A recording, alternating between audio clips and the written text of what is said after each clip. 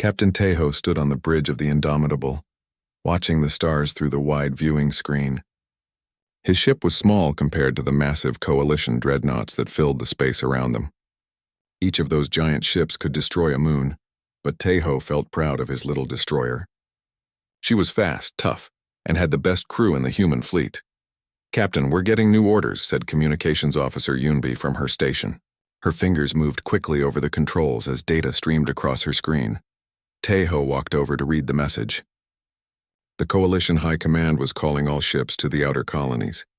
Something big was happening, but the details were classified. He had been in space long enough to know that classified usually meant trouble. "Boram, plot a course to the Kepler system," he ordered his navigator. "Best speed." Navigator Boram looked up from her charts. She was young but brilliant, seeing patterns in space that others missed. "Sir, that will take us right through the danger zone. Long-range sensors are picking up something strange out there." "What kind of strange?" Tejo asked. "Ships, sir, but not like anything in our databases. They're big and they're moving fast toward Coalition space." Tejo felt a cold feeling in his stomach. The Coalition had ruled the galaxy for 3,000 years. Their technology was the most advanced anyone had ever seen. What could be out there that wasn't in their databases? Down in the engine room, Chief Engineer Kyung-soo was working on the ship's power systems. The Indomitable was an old ship, but Kyung-soo had made changes that kept her running better than ships half her age. He understood machines in a way that amazed even the other engineers in the fleet. "Sir, we're ready for hyperspace jump," he reported over the comm system. "I've boosted the engines 15% above normal specs. Is that safe?" Tejo asked. Kyung-soo laughed. "Probably not, sir. But if we're going into trouble, I'd rather get there fast." The Indomitable jumped to hyperspace, joining a stream of Coalition ships all heading to the same destination. Tejo had never seen so many ships moving together. Massive battleships that could carry 1,000,000 crew members flew alongside smaller cruisers and destroyers like his own. The humans were just a small part of this enormous fleet. When they dropped out of hyperspace at the Kepler system, Tejo understood why they had been called. The outer colonies were under attack, but not by any enemy they had ever faced before. The attacking ships were unlike anything in Coalition records. They were dark, angular things that seemed to absorb light rather than reflect it. And they were winning. Admiral Hyunwoo's voice came over the fleet communications. "All ships, this is Admiral Hyunwoo aboard the dreadnought Victorious. We are facing an unknown enemy that calls itself the Vex Dominion. They have demanded our surrender. As you can see, we have declined their offer." Through the viewing screen, Tejo could see the battle raging around the colony world.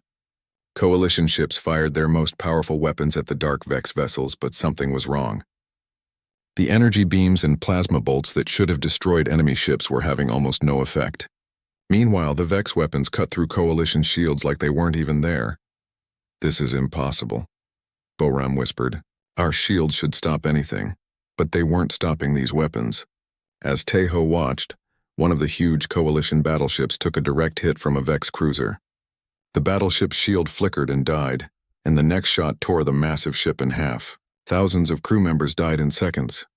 "All ships, attack Formation 7, Admiral Hyunwoo ordered. Concentrate fire on the lead Vex vessel." The Coalition fleet moved with practiced precision. Hundreds of ships focused their weapons on a single Vex ship. The combined firepower should have vaporized any normal vessel instantly, but when the light from the weapon impacts faded, the Vex ship was still there, completely undamaged. "Captain?" YIELDHFY called out, her voice tight with fear. "I'm picking up transmissions from the Vex ships. They're learning. Every time we hit them, they adapt to our weapons."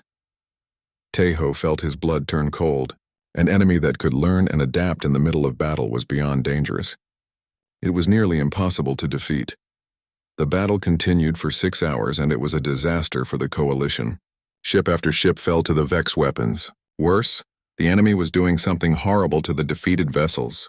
Instead of destroying them completely, the Vex were somehow converting them, turning Coalition ships into more Vex units. The fleet that had been sent to protect the colonies was being turned against itself. "Captain, we're getting an emergency transmission from Admiral Hyunwoo," YIELDHFY reported. The Admiral's image appeared on the main screen. His ship was badly damaged and smoke filled his bridge. "All remaining ships retreat to the inner systems. Repeat, all ships retreat. We cannot hold this position." It was the first time in Coalition history that their fleet had been ordered to retreat. The Indomitable and the surviving ships turned away from the battle, leaving the colonies to their fate.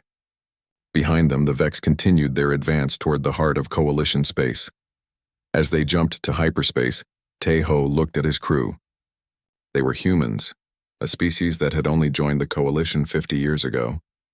Most of the other races saw them as useful, but not particularly important. Humans were good at adapting and they never gave up easily, but they weren't considered a major military power. Now, as the Coalition's mighty fleet retreated in defeat, Tae-ho wondered if those human traits might be more important than anyone had realized. The Vex could adapt to any weapon, learn from any tactic. But could they adapt to an enemy that refused to accept defeat? "Boram, set course for Terra Nova," he ordered. "And send a message to all human ships. Tell them Captain Tae-ho says the fight isn't over yet." The navigator smiled for the first time since the battle began. "Yes, sir." Message sent. The Indomitable flew through hyperspace toward an uncertain future, but her crew was already planning their next move. The Coalition might have lost this battle, but the humans weren't ready to give up the war. 3 weeks had passed since the disaster at Kepler, and the news kept getting worse. The Vex Dominion was advancing through Coalition space like a dark tide, destroying everything in their path. World after world fell to their strange technology. Every fleet sent to stop them was either destroyed or converted to fight for the enemy. Captain Tae-ho sat in his ready room, reading reports that made his heart heavy. The industrial world of Magnus Prime had fallen yesterday. Before that, it was the agricultural colonies of the Ceres system. Billions of people were dead or missing, and the Vex showed no signs of slowing down. "Captain, we have new orders," Yunbi announced over the comm. "Priority Alpha from Coalition Command." Tae-ho returned to the bridge and read the message. His face grew grim as he understood what they were being asked to do. The Coalition was evacuating the Outer Rim completely, pulling back to defend only the core worlds. The Indomitable was ordered to Kepler Prime to help evacuate civilians before the Vex arrived. "How long do we have?" he asked Boram. The navigator checked her calculations. "The Vex fleet will reach Kepler Prime in 18 hours, sir. The evacuation ships are already there, but they're having trouble with the planetary defense grid." Tae-ho nodded. Kepler Prime was an industrial world with a population of 50 million. Getting all those people off the planet would take time they didn't have. "Kyung-soo, I need everything you can give me from the engines," Tae-ho called down to engineering. "Already done, Captain," came the reply. "I've been working on some modifications. We can get there 3 hours faster than normal, but the engines will need major repairs afterward." "Do it." The Indomitable jumped to hyperspace, racing toward Kepler Prime. When they arrived, Tae-ho saw a scene that broke his heart. Dozens of civilian transport ships were trying to leave the planet's surface loaded with refugees. But in the distance, dark shapes were approaching fast. The Vex had arrived early. "Captain, I count 12 Vex cruisers," Boram reported. "They're moving to intercept the transports. The civilian ships don't have weapons or strong shields." Tae-ho watched as the Vex ships opened fire on the helpless transports. The civilian vessels were destroyed one by one, taking thousands of innocent people with them. The Indomitable was outnumbered 12 to 1, but Tae-ho couldn't just watch the slaughter continue. "All stations, battle stations," he ordered. "Yunbi, send a message to all remaining transports. Tell them to follow us." "Sir, we can't fight 12 Vex ships," Boram said quietly. "No, but we can try to save some of those people," Tae-ho replied. "Ideas, anyone?"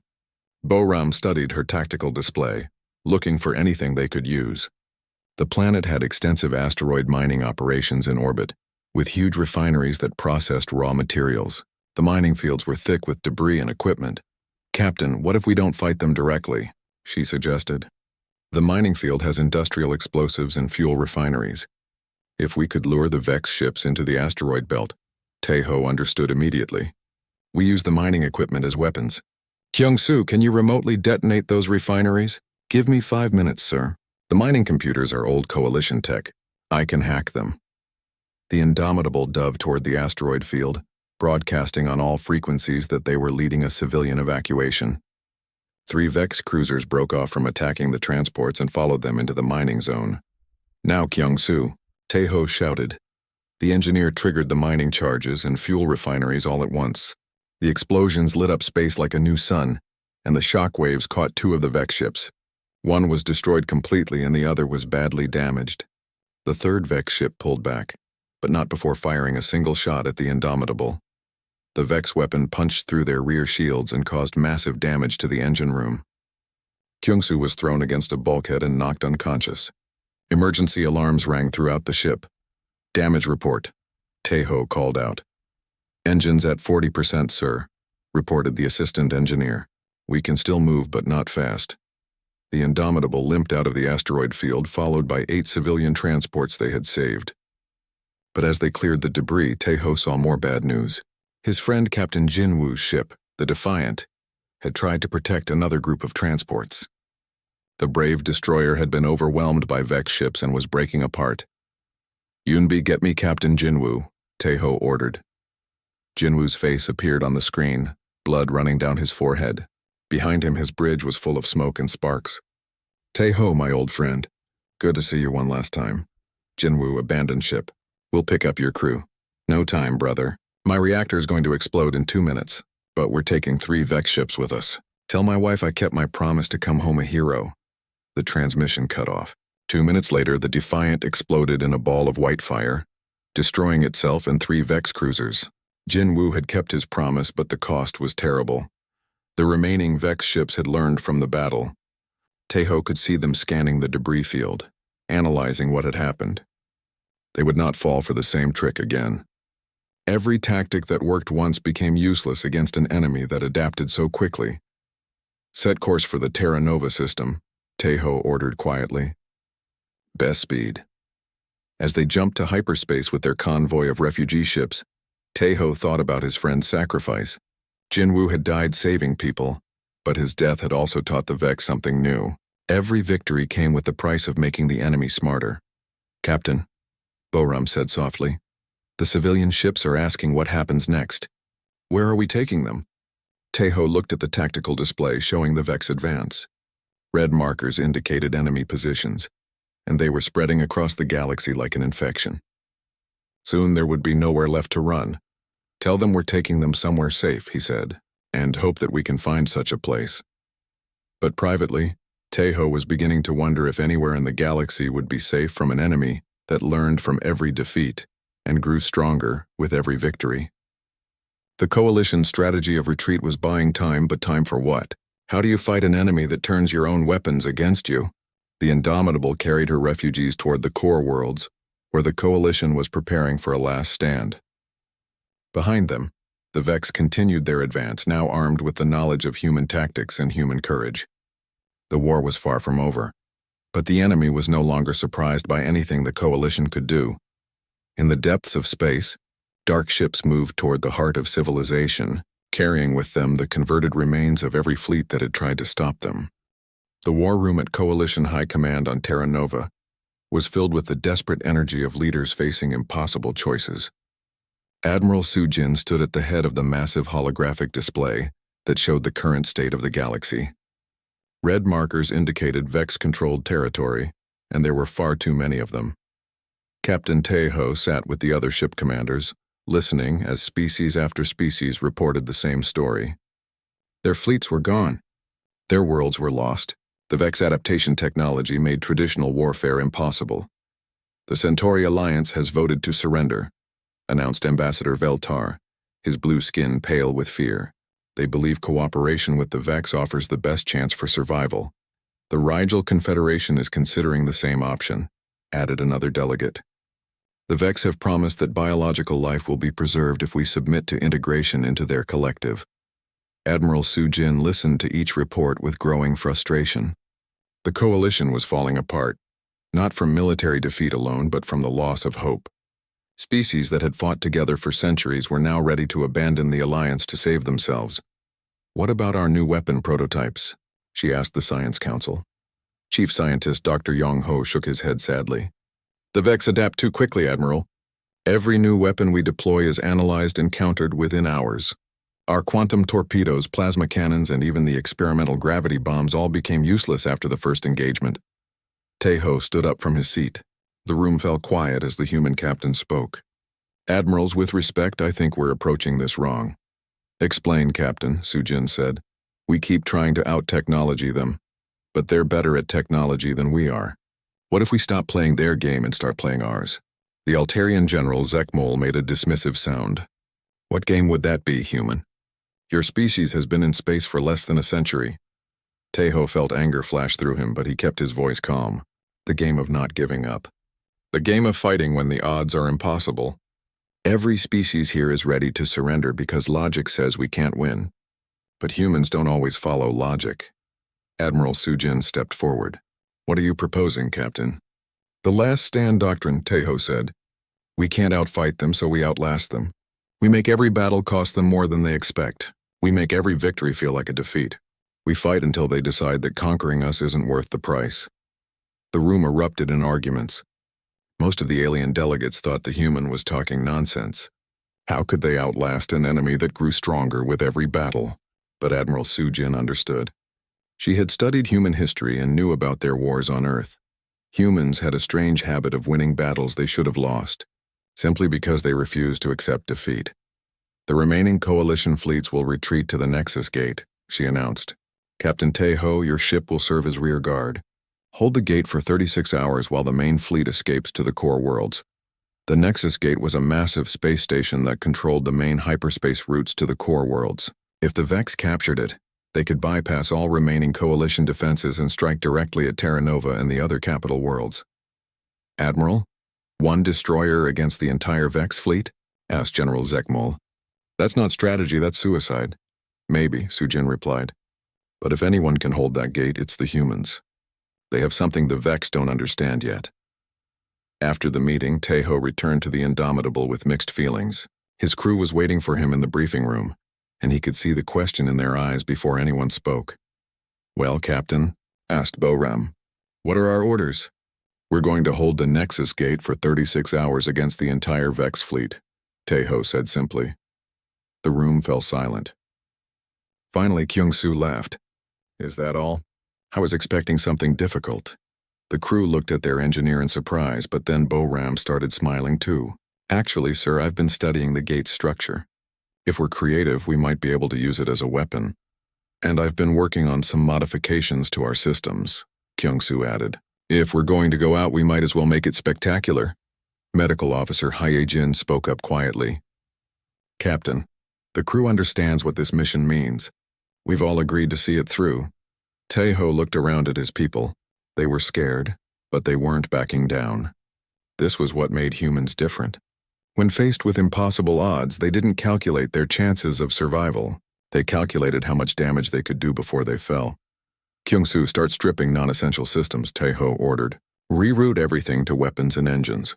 We won't need life support where we're going. What about the escape pods, sir? Asked Security Chief Dong-Hyun. Remove them too. We're not leaving. Over the next 12 hours, the crew transformed their ship. They removed the escape pods, the recreational areas, even most of the crew quarters. Everything was focused on two goals: hit harder and move faster. The Indomitable was no longer a ship designed for long missions. It was a weapon designed for one final battle. As they approached the Nexus Gate, Yunbi received reports from the retreating coalition fleets. The Vex were coming with everything they had. Long-range sensors detected over 50 ships, including massive dreadnoughts that dwarfed anything in the coalition fleet. 36 hours, sir, Boram said as they took position near the gate. Think we can do it? Tejo looked at the tactical display showing the approaching enemy force. 50 ships against one. Weapons that adapted to any defense. Technology beyond anything humans could understand. By all logic, they had no chance at all. Boram, what do you know about the Battle of Thermopylae? He asked. Ancient Earth history, sir. 300 Spartans held a mountain pass against 1,000,000 Persians. How did that end? The Spartans died, sir, but they bought time for Greece to prepare its defenses. Tejo nodded. Sometimes the battle isn't about winning. Sometimes it's about making sure the right people escape to fight another day. The crew took their positions as the Vex fleet approached. The Indomitable was alone at the Nexus Gate, a tiny ship facing an armada. But Captain Tejo had learned something important from studying human history. Sometimes the smallest force could change everything, not by winning, but by refusing to lose. The enemy was coming, and they would find out what happened when an unstoppable force met an immovable human spirit. The Vex fleet emerged from hyperspace like a cloud of dark metal, 50 ships strong and moving in perfect formation. Captain Tejo watched them approach on his tactical display, each enemy vessel larger than his entire ship. The lead dreadnought alone carried enough firepower to destroy a planet. Contact in 20 minutes, Boram reported. Sir, I'm reading energy signatures I've never seen before. They've upgraded their weapons since our last encounter. Tejo nodded grimly. The Vex learned from every battle, and they had faced many coalition fleets since the disaster at Kepler. They would be ready for conventional tactics, standard weapons, and normal strategies. Good thing humans rarely used any of those. Kyung-Soo status report, he called down to engineering. All non-essential systems are offline, Captain. We've got weapons at 150% normal power, and engines running hot enough to melt steel.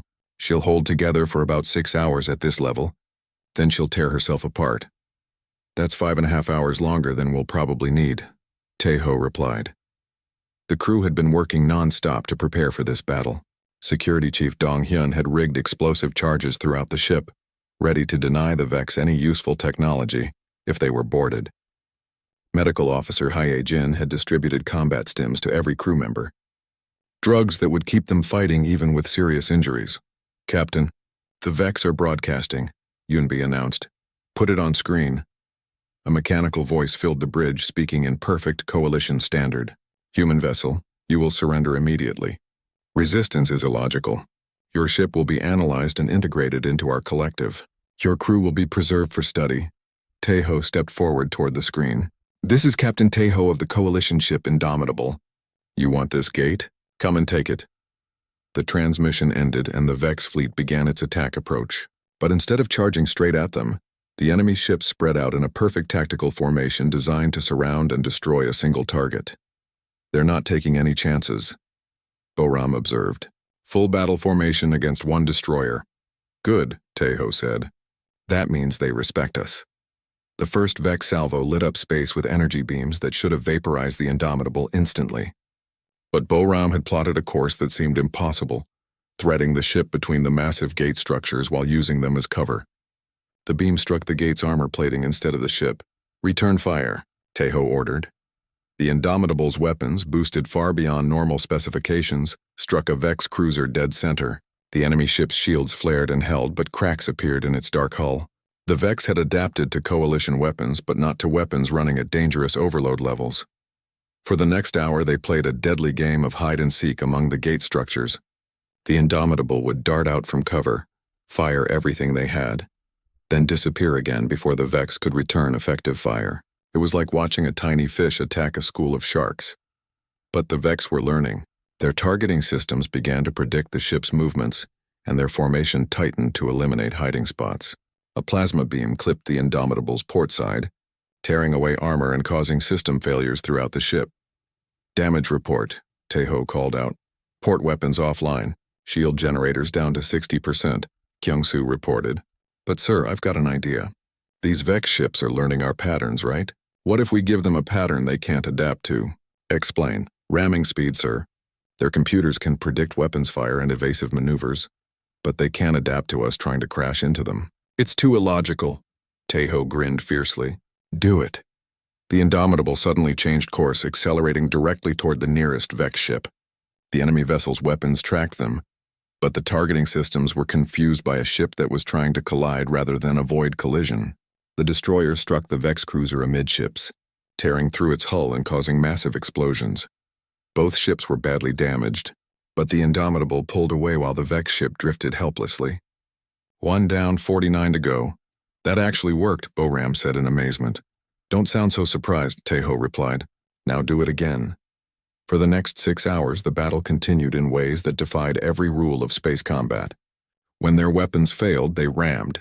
When their engines were damaged, they used explosive decompression to change direction. When Vex boarding parties tried to take the ship, Dong-hyun's security teams fought them in the corridors with improvised weapons and desperate courage. Medical Officer Hye-jin worked miracles, keeping injured crew members fighting with battlefield surgery and pure determination.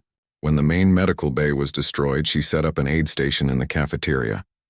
When that was hit, she moved to a storage closet and kept working. The Vex kept adapting, but every time they learned to counter one human tactic, the crew invented something new. They used the gate's gravity fields to slingshot around structures. They detonated their own torpedo warheads while still in the launch tubes, creating directed explosions. They even fired the escape pod launching mechanisms as improvised weapons. By hour 20, 8 Vex ships had been destroyed, and 15 more were badly damaged. But the cost was enormous. Half the crew was dead or wounded, and the Indomitable was barely holding together. Sparks flew from damaged consoles, and the air was thick with smoke. "Sir, we've got a problem," Yunbi called out. "The Vex are doing something to their damaged ships. They're repairing themselves." Taeho looked at the tactical display and felt his heart sink. The Vex were using their adaptation technology not just to learn from battle, but to rebuild their fleet using the wreckage of destroyed ships. Pieces of metal were flying through space, reassembling into new vessels. "How long before they're back to full strength?" he asked. "At this rate, 4 hours, sir." Taeho did the math in his head. They had held the gate for 20 hours and needed to hold it for 16 more. But now they were facing an enemy that could repair itself faster than they could cause damage. "Captain," Boram said quietly, "I'm not sure we can do this." For the first time since the battle began, Taeho felt doubt creeping into his mind. They had fought beyond all reason, achieved impossible victories, and held the line longer than anyone thought possible. But they were just human, and there was a limit to what courage could accomplish against technology this advanced. Then Kyung-Soo's voice came over the comm from engineering. "Captain, I've got one more idea. It's crazy, even by our standards. Let's hear it. What if we don't try to stop them from adapting? What if we make them adapt to something that will destroy them?" Taeho listened to his engineer's plan and felt his doubt disappear. It was crazy. It was impossible. It would probably kill them all. It was also the most human thing he had ever heard. "Do it," he ordered. The final phase of the battle was about to begin. The Nexus Gate hung in space like a massive metal spider, its arms reaching out into hyperspace. For 30 hours, the tiny human ship had danced between those arms, fighting an enemy that should have destroyed it in minutes. Now, as the 36th hour approached, the Indomitable was preparing for one final impossible gambit. Captain Taeho stood on his damaged bridge, looking at what remained of his crew. Half the stations were unmanned, and those still working were operated by people with bandages and burns. But their eyes still held the fire that had kept them fighting when logic said they should surrender. "Status report," he called out. 16 Vex ships destroyed, 22 damaged, Boram reported. "But sir, they're rebuilding faster than we can hurt them. They've learned to repair using the debris from our own weapons." Kyung-Soo's voice crackled over the damaged comm system. "Captain, I'm ready down here. The reactor is set to overload on your command. We'll take half their fleet with us when we go." But Taeho wasn't ready to give that order yet. Boram's last desperate plan might actually work if they could execute it perfectly. It required using the gate's hyperspace field to launch their ship directly into the Vex flagship. The gravitational forces should tear them apart, but human engineering had surprised everyone before. "Yunbi, any word from the evacuation fleets?" Taeho asked. "The last coalition ships cleared the hyperspace routes 10 minutes ago, sir.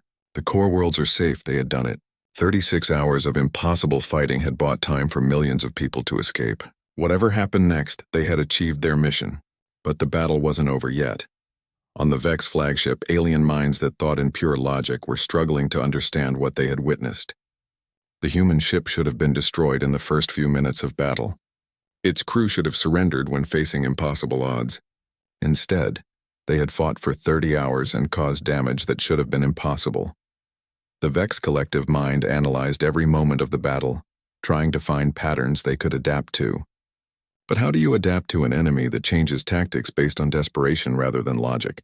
How do you counter weapons that are improvised from whatever happens to be available? For the first time in their existence, the Vex felt something they had no name for: uncertainty. These humans didn't fight like any other species they had encountered. They became more dangerous when cornered, not less. They used weapons that shouldn't work and tactics that made no logical sense. "Captain, the Vex are pulling back," Boram announced in surprise. "They're regrouping." Taeho watched the tactical display as the enemy fleet moved into a defensive formation around their flagship.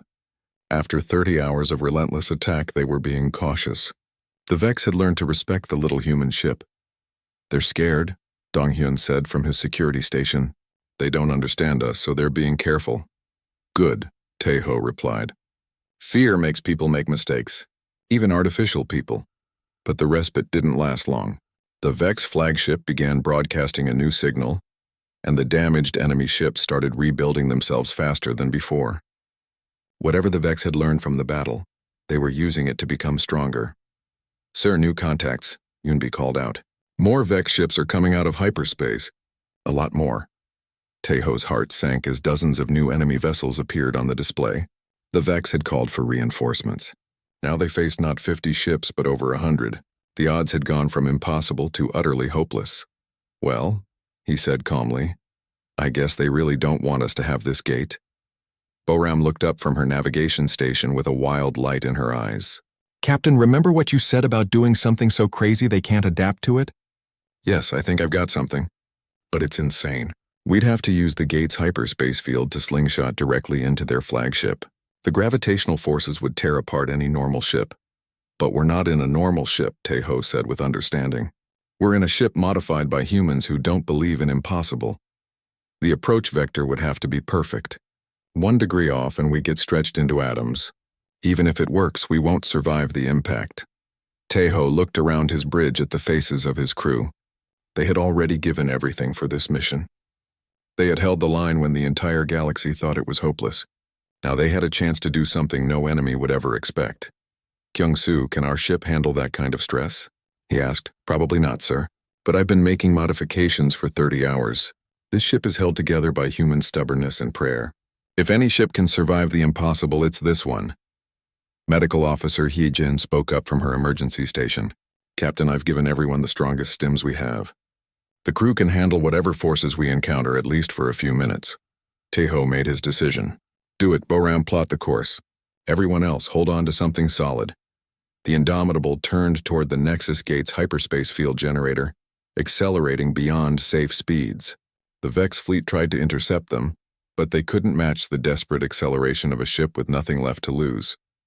As they approached the hyperspace field, reality began to bend around them. The laws of physics became suggestions, and space-time twisted in ways that hurt to look at.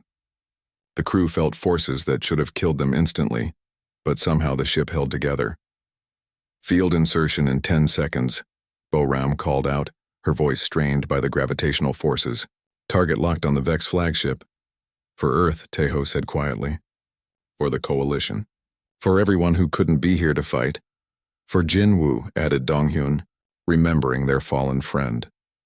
The Indomitable entered the hyperspace field at impossible speed, was grabbed by forces beyond understanding, and launched like a bullet directly at the heart of the Vex fleet.